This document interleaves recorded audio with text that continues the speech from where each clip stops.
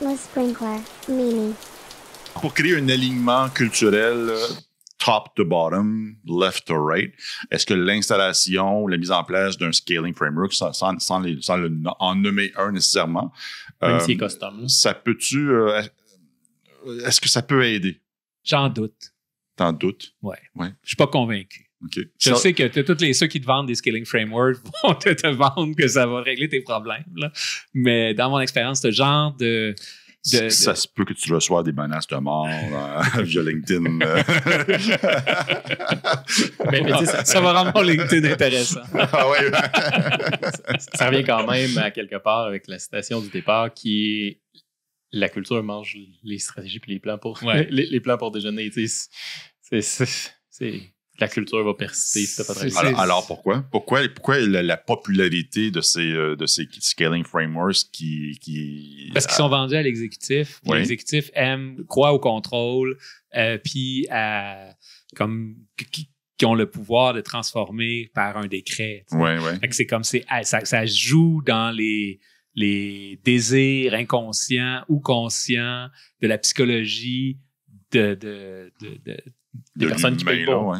Fait que c'est ça. Puis après ça, on est souvent déçu des résultats. C'est un principe. Parce que l'idée d'installer c'est que j'ai pris ça chez Esther, là, qui c'est comme l'idée d'installer, c'est pas une organisation, les humains, c'est pas un ordinateur là, où que tu effaces le disque dur, tu installes un nouveau système d'exploitation, puis soudainement, tu es passé de Windows à Linux, puis tout va bien. Là, c'est pas comme ça que ça fonctionne. Et comment ça fonctionne? Puis même quand tu passes de Windows à Linux, tu as toutes les choses qu'il faut que tu réapprennes, puis tout. Ça va pas. Il y a une adaptation, il y a un changement, puis cette application, là, elle marchait vraiment mieux de l'autre bord, puis c'est comme... Fait que la gestion du changement, ça manque de compréhension justement de l'aspect humain et culturel. Oui. Puis au final, ça se manifeste comment? J'ai mis en place, on va le dire, j'ai mis en place des trains, puis les RTE, puis les Lean Portfolio Management, puis toute la stack de SAFe, là, par exemple, avec quand même des bonnes intentions. Ouais. Mon intention était de stabiliser l'environnement, puis on ne sait pas quoi faire d'autre. Anyway, c'était le chaos, et là, c'est moins le chaos. Donc, j'ai demandé à des gens de venir m'installer ces bidules-là.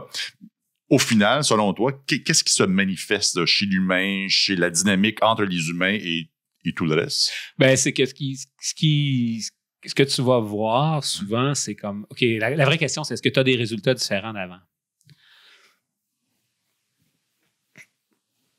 Puis, la part du temps, dans ces grandes initiatives-là, tu as changé plein d'affaires, mais c'est pas comme si l'organisation était plus réactive, augmenter sa qualité, ou les indicateurs, ils changent pas vraiment. Puis des fois, en plus, t'as toute la période de transition, c'est le chaos, puis là, fait que là, ça descend, puis après ça, quand ça revient, est-ce que ça revient mieux qu'avant? C'est là que je suis comme, t'as changé quelque chose, mais t'as pas vraiment changé quelque chose. Et alors, l'alternative, c'est quoi? Salesforce faisait quoi? Salesforce, ils ont fait ça. Ils ont passé un moment donné on n'était pas safe, là, mais un moment donné, ils ont décidé de passer, toutes les équipes étaient agiles puis Scrum, tu sais. Ouais, mais c'est une question que j'avais, ça, parce que j'ai assisté à un Major Conference aux États il y a longtemps. Grosse initiative, ils ont fait un Big Bang Transformation. Big Bang Transformation. Tout le monde faisait du Scrum, puis t'as tout ça, mais c'est comme quand tu regardes sur le terrain, les équipes, ils font du Scrum, mais ils travaillent comme avant. Là, c'était les grandes vedettes de la Conference. La salle était pleine à craquer. On a fait un Big Bang. C'est pas agile, c'est bon, c'est merveilleux, ça sort. Oui, c'est ça. Là, on a un insider qui dit non, t'as un peu là. Ben, c'est ça. Plante tes pilules. C'est ça. Ouais. C'est comme. Parce que c'est comme, OK, working agreement 100%. C'est ça l'objectif. Tu vas l'avoir ton objectif. Là. Tout le monde va l'avoir coché, working agreement. Tout le monde va faire Scrum, tout le monde va faire Safe. Ils vont être allés au training, ils vont écouter à moitié pour ceux qui ne s'intéressaient pas. Il y en a qui vont embarquer, puis ils vont bénéficier de ça. Puis il y en a qui vont c'est ça le problème. On en a parlé, c'est comme dans des initiatives comme ça, c'est que tu passes d'un incitatif puis d'un engagement à une compliance. C'est quoi le mot en français? Obligation?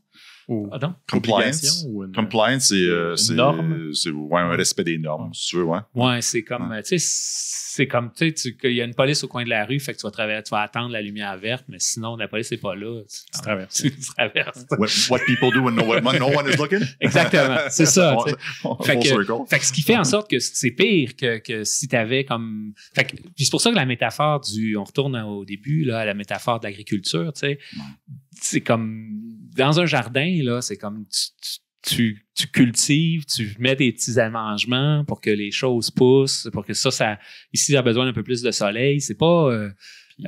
C'est drôle parce que si on continue sur la notion de culture, d'agriculture, quand tu fais de la monoculture à grande échelle puis tout, généralement, ça chie parce que tu te fais ramasser par un type de bactérie quelconque qui tue ton truc au complet. Puis t'as plus de résilience. Là, ton système est plus capable de réagir comme du monde versus quand t'as quelque chose qui est adapté au fur et à mesure. Puis même là, l'analogie fonctionne. Il est sensible à un type d'attaque.